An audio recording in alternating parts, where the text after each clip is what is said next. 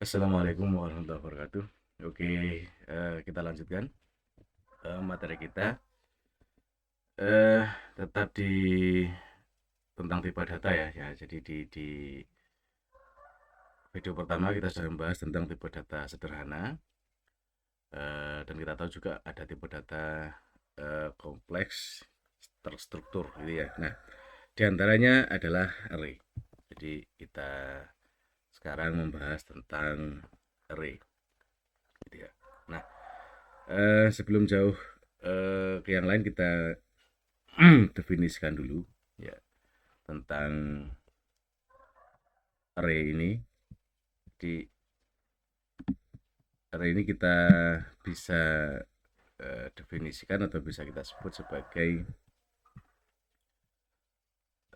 tipe data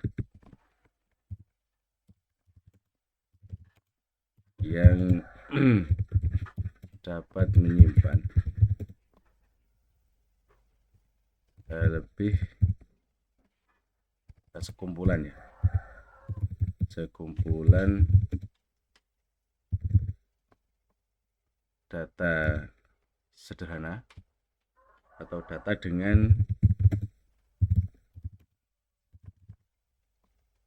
tipe data yang sama ya.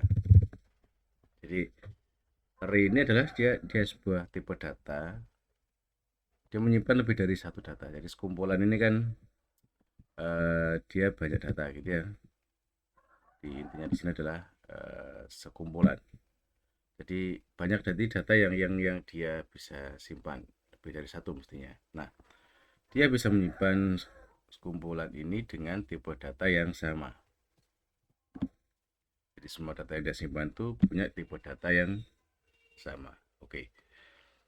Kalau kita ilustrasikan, jadi array itu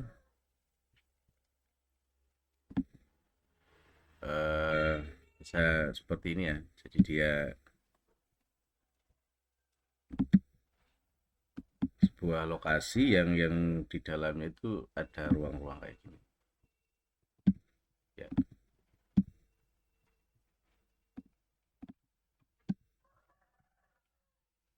Itu terus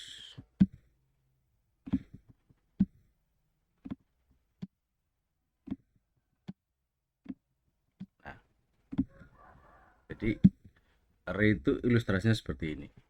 Nah, dia ada beberapa ruang sini.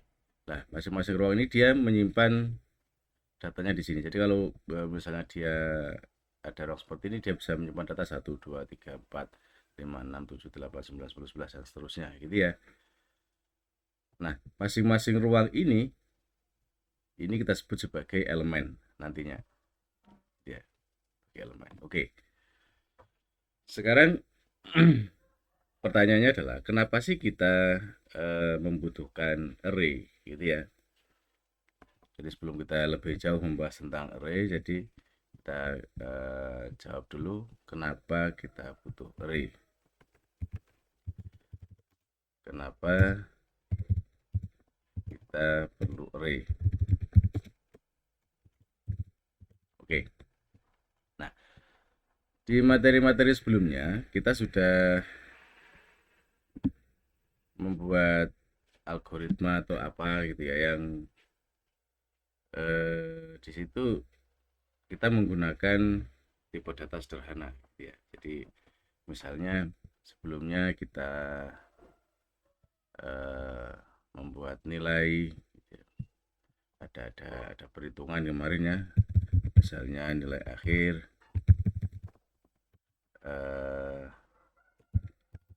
isinya adalah apa, nilai UTS misalnya gitu ya, UTS ditambahkan nilai UAS misalnya gitu. Nah, ini adalah untuk satu mahasiswa. Jadi kalau misalnya kita punya banyak mahasiswa di dalam satu kelas, maka kita akan memiliki banyak sekali variabel nilai akhir untuk mahasiswa satu, nilai akhir untuk mahasiswa 2 nilai akhir untuk mahasiswa 3 dan seterusnya. Ya, berarti kita akan punya banyak sekali variabel. Katakan misalnya 100 mahasiswa, maka kita akan punya variabel nilai akhir 1 misalnya gitu ya. Kemudian ada lagi variabel nilai akhir 2 dan seterusnya sampai berapa banyak mahasiswa yang kita punya. Kalau mahasiswanya 500 berarti kita ada nilai akhir 500 ya. Bayangkan kita membuat variabel sebanyak ini, artinya di dalam deklarasi nanti, di deklarasi gitu ya, yang jadi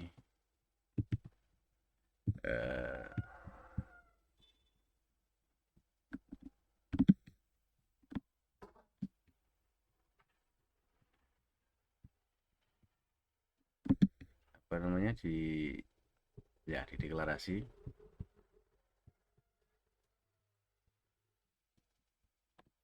pada saat kamus ya, di kamus, maka ini semua akan kita deklarasikan gitu ya. Nilai akhir 1.2 integer, nilai akhir 2.2 integer, misalnya seperti itu, sampai nilai akhir 500.2 integer. Jadi kita akan ada 500 isian apa namanya 500 deklarasi variabel yang ada di kamus nanti gitu ya. Panjang banget ya kan, karena satu variabel yang selama ini kita deklarasikan itu hanya bisa menampung sebuah nilai gitu ya. Ini hanya bisa menampung sebuah nilai yang untuk tipe data sederhana. Kalau kita ganti nilainya maka dia akan berubah gitu ya. Nah, bagaimana kalau kita menyimpan nilai untuk satu kelas seperti ini atau satu kampus misalnya. Nah, itulah kita perlu array. Kita butuh sebuah variabel yang bisa menyimpan nilai itu dalam satu lokasi saja gitu ya, satu nama saja. Misalnya ini adalah namanya adalah nilai akhir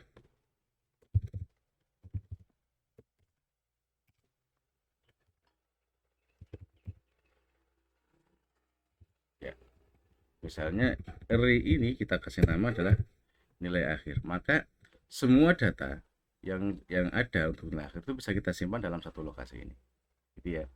Jadi di sini nanti bisa menyimpan nilai akhir untuk mahasiswa pertama, ini nilai akhir untuk mahasiswa kedua, ini nilai akhir untuk mahasiswa ketiga dan seterusnya.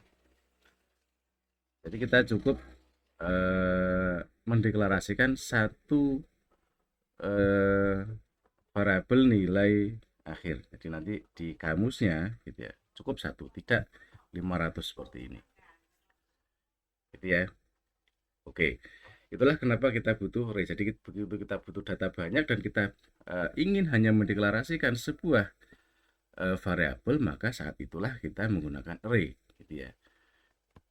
Karena dia bisa menyimpan sekumpulan data. Oke. Nah, kita lanjutkan.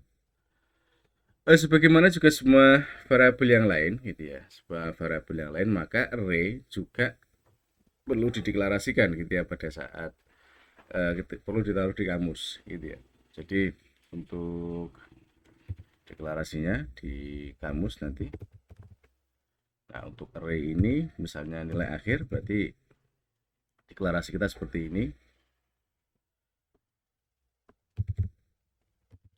Nilai akhir titik 2 array gitu ya. Jadi ada kata arraynya, kemudian di dalam kita isikan banyak elemennya berapa gitu ya. Misalnya kita ingin membuat array dengan elemen 100 misalnya, atau misalnya kalau untuk array satu kelas 30 lah misalnya ya, 30 of tipe datanya apa. Misalnya tipe datanya adalah, karena untuk nilai berarti misalnya float misalnya gitu ya. Nah, artinya di sini kita cukup mendeklarasikan satu saja variabel untuk menampung 30 data. Ya. Bayangkan kalau yang kemarin nilai akhir akhir satu gitu ya. T2 integer. Kemudian nilai gitu ya. Akhir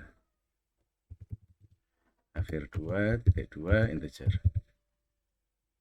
Terus seperti ini sampai dengan 30. Ya. Ini kalau yang tanpa menggunakan array ya. Nah, ini yang tadi ya kita maksudkan. Sampai nilai akhir 30 titik 2 integer. Atau float semua misalnya. Float. Yang ini juga float.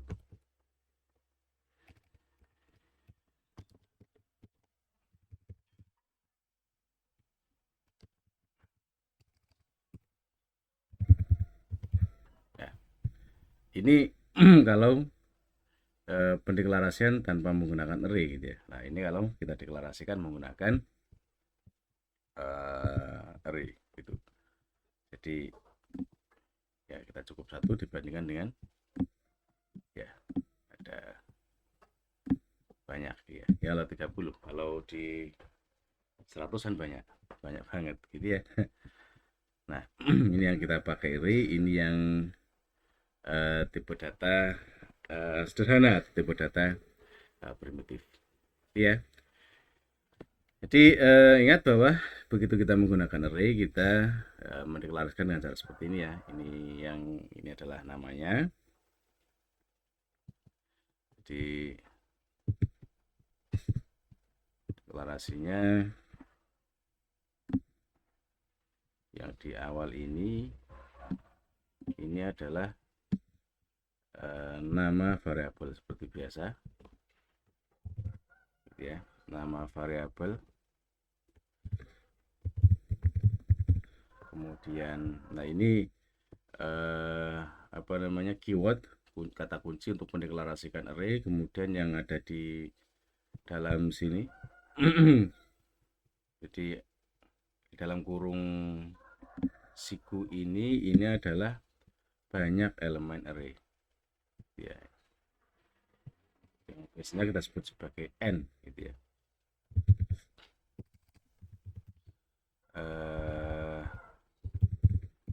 Banyak elemen array ya.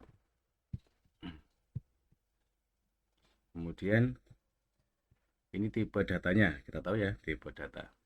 Jadi namanya, kemudian ada titik 2, kemudian ada kata kunci array, kemudian setelah itu ada bilangan di dalam kurung siku. Nah bilangannya adalah berapa banyak elemen array yang ingin kita gunakan gitu ya.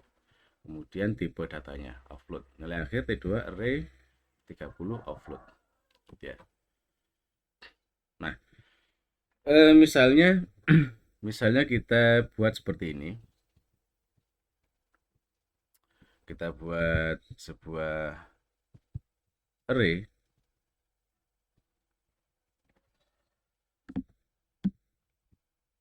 dengan deklarasi seperti ini, misalnya nilai titik 2 array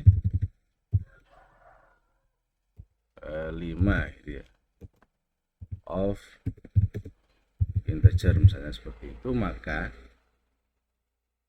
dengan deklarasi seperti ini kita membuat di dalam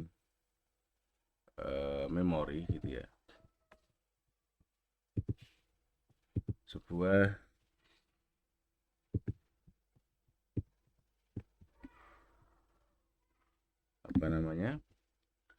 sebuah tempat seperti ini yang berisikan 5 ruang, 1, kemudian 2, 3, 4, 5 itu ya. Jadi 1, 2, 3, 4, 5. Jadi dengan deklarasi seperti ini di dalam memori kita sudah menyediakan tempat seperti ini yang bernama nilai. Jadi nanti ini namanya adalah nilai. Jadi array ini kita kasih nama nilai. Oke, nah masing-masing ini elemennya banyak elemen, jadi 1, 2, 3, 4, 5 ini kita bisa isikan data dan bisa diakses secara random, bebas gitu ya. Nah, untuk bisa mengisikan data maka kita perlu sebuah indeks yang mengarahkan kita akan mengaksesnya data yang mana gitu ya, yang di pertama, kedua, ketiga, dan seterusnya. Maka di sini ada yang namanya indeks. Nah, indeks yang awal ini dimulai dari 0 gitu ya. Berikutnya di sini indeksnya adalah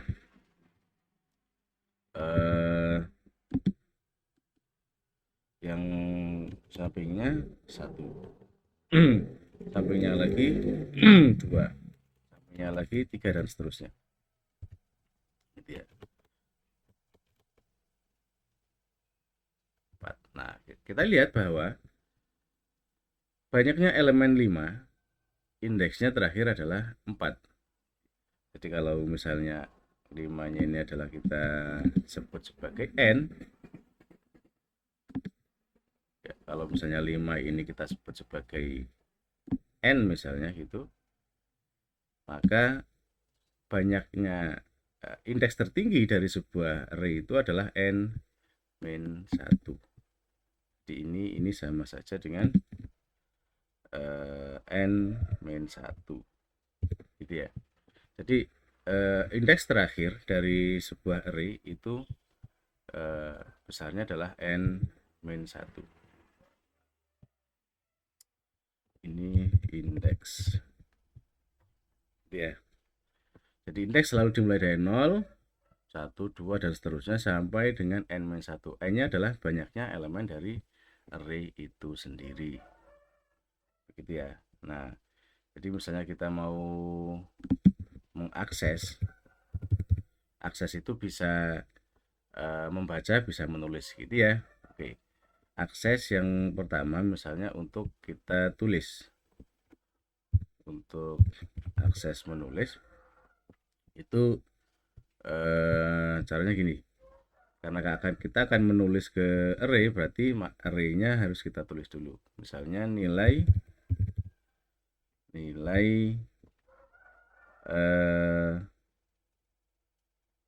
0 misalnya. Nilai 0 kita isikan dengan 75. Nah, dengan cara seperti ini maka dia akan mengarahkan pada array indeks ke 0 sini ya. Nah, sehingga di sini di indeks ke 0 ini kita bisa mengisi data 75 gitu ya, dengan cara seperti ini. Nah, ini yang ada di dalam kurung siku ini adalah nomor indeksnya gitu ya. Ini adalah nomor indeksnya, indeks. Oke, ini nomor indeksnya. Kalau ini datanya ya. Jadi maaf, ini tadi kalau kita tulis di algoritma pakai panah ke kiri ya. Jadi array nilai pada indeks ke 0, bacanya gitu ya. Array nilai pada indeks ke 0 itu adalah yang sini, diisi dengan angka 75 gitu ya. Nah, misalnya kita buat lagi array nilai pada indeks ke berapa? Ketiga misalnya. Ketiga itu bisa kita isikan atau akan kita isikan dengan data 11 misalnya. 11. Maka ini akan mempengaruhi atau mengisikan data di array nilai pada indeks 3 isi dengan 11 ya, seperti itu. Nah, ini untuk array.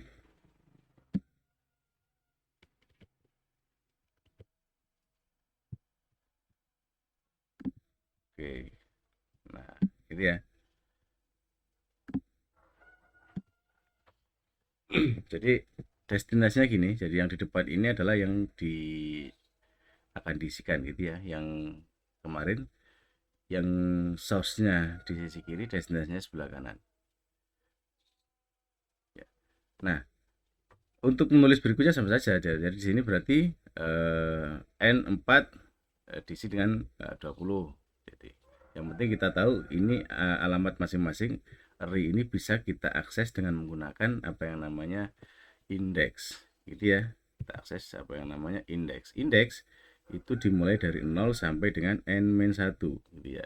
E-nya ini adalah banyak elemen array yang kita deklarasikan. Itu adalah E-nya. Oke. Nah, jadi untuk mengakses kita bisa menulis ya, kita juga mestinya bisa bisa mengambil gitu ya, bisa membaca. Jadi membaca itu mengambil data dari array-nya. Ya. Oke. Misalnya sekarang kita baca dari array-nya, kita baca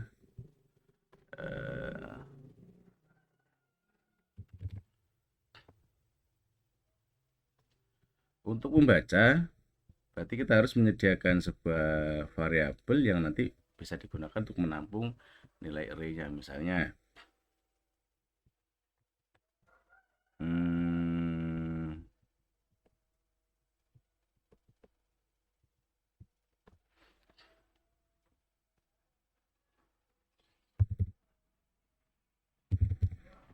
nilai 1 sama dengan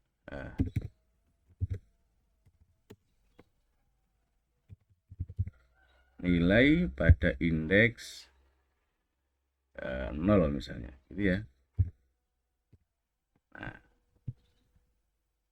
nilai 1 adalah nilai pada indeks 0. Maka dengan cara seperti ini kita mengisikan data yang ada di array nilai pada indeks 0 yang depan sendiri itu kita berikan atau kita masukkan ke dalam variabel nilai gitu ya, kita berikan di sini sehingga variabel nilai ini isinya adalah 75. Jadi dengan cara seperti ini maka variabel nilai itu isinya adalah 75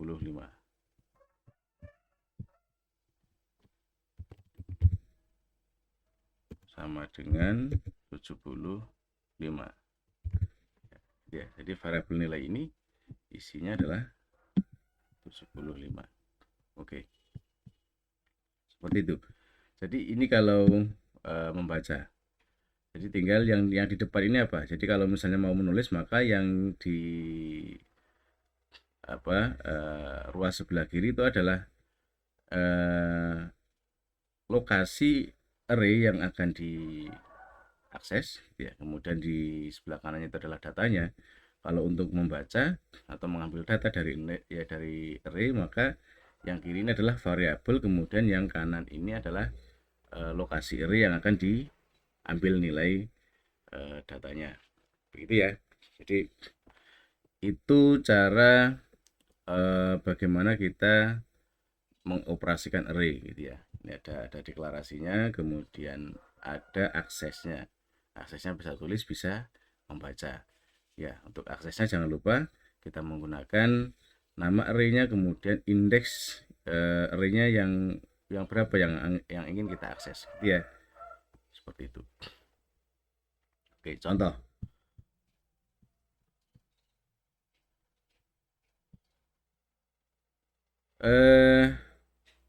Operasi array gitu ya. Jadi array juga bisa operasikan, bisa dioperasikan.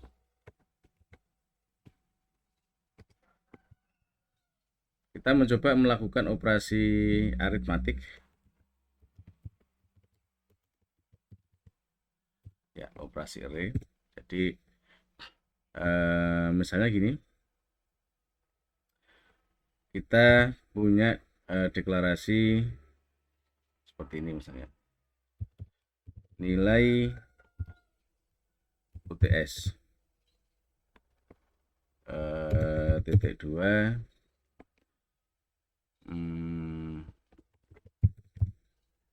misalnya 5 gitu aja biar sederhana, of integer misalnya. Kemudian nilai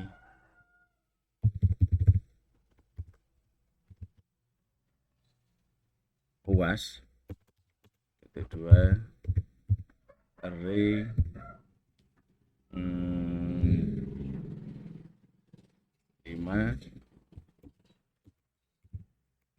of integer gitu ya. Nah, kemudian misalnya nilai akhir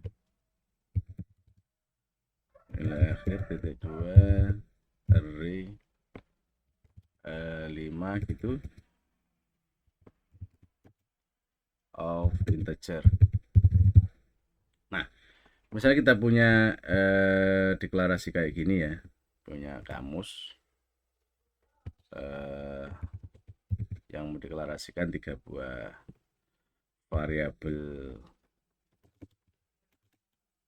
array seperti ini, dan di bawahnya kemudian kita operasikan misalnya seperti ini ya. Nilai akhir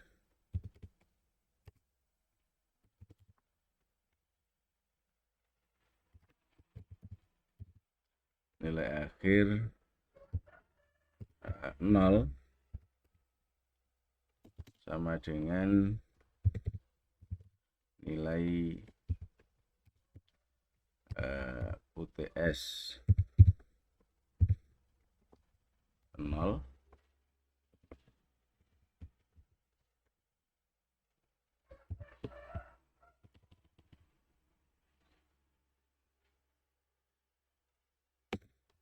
ditambah nilai UAS 0 dibagi 2 misalnya gitu ya. Oh, nilai akhirnya ini float misalnya gitu. Nah,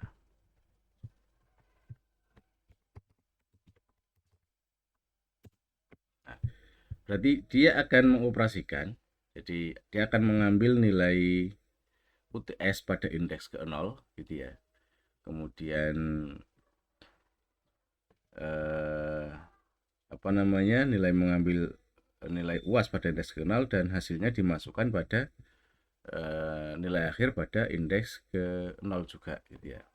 Jadi seakan-akan di sini kita punya 3 buah array seperti ini dari hasil deklarasinya ya. Jadi ada 3 buah array ya. Nah, yang masing-masing isinya adalah 5 elemen gitu ya. Ini array 1, array 2 ya. Kemudian array 3-nya di sini gitu ya. Oke. Masing-masing ini punya berapa? 5 buah elemen. Oke. Nah, misalnya kayak gini ya. Ini elemen berikutnya. Nah, yang diakses adalah nilai akhir 0. Nah, array ini tadi namanya adalah masing-masing yang sini ini adalah nilai UTS. Kemudian yang sini adalah nilai UAS gitu ya. Kemudian yang array ketiga adalah nilai akhir. Oke. Nah, misalnya pada indeks ke 0 di nilai UTS ini nilainya adalah katakan 75 gitu ya. Kemudian indeks ke 0 juga pada nilai UAS, ini katakan nilainya 80 misalnya. Nah, maka nilai akhir array nilai akhir pada indeks ke 0 itu nilainya nanti adalah 75 ditambah 80 dibagi 2. Gitu ya. Jadi 75 ditambah 80 dibagi 2 gitu ya. Jadi atau ginilah, kita buat 70 aja yang sini, 70 gitu ya. Berarti nanti kan nilai akhirnya ini kan 150 dibagi 2, berarti ada 75. Ini ya hasilnya di nilai akhir. Karena didapatkan dari nilai UTS indeks ke 0 dengan nilai UAS indeks ke 0 dibagi dengan 2. 70 tambah 50, 150 dibagi 2 adalah 75. Gitu ya. Ini kita bisa mengoperasikan array seperti itu. Jadi kita bisa semua operasi aritmatika ya, terserah mau menjumlahkan, mengurangkan dan seterusnya, hasilnya mau disimpan ke array yang berikutnya bisa.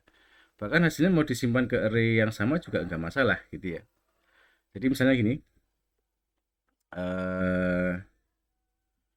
nilai UTS indeks ke 0 ditambah dengan nilai UTS indeks ke 1 gitu ya, disimpan pada nilai UTS pada indeks 2 itu bisa gitu ya, nggak ada masalah. Itu juga nggak ada masalah gitu ya. Jadi 0 ditambahkan ke 1 disimpan ke 2 bisa.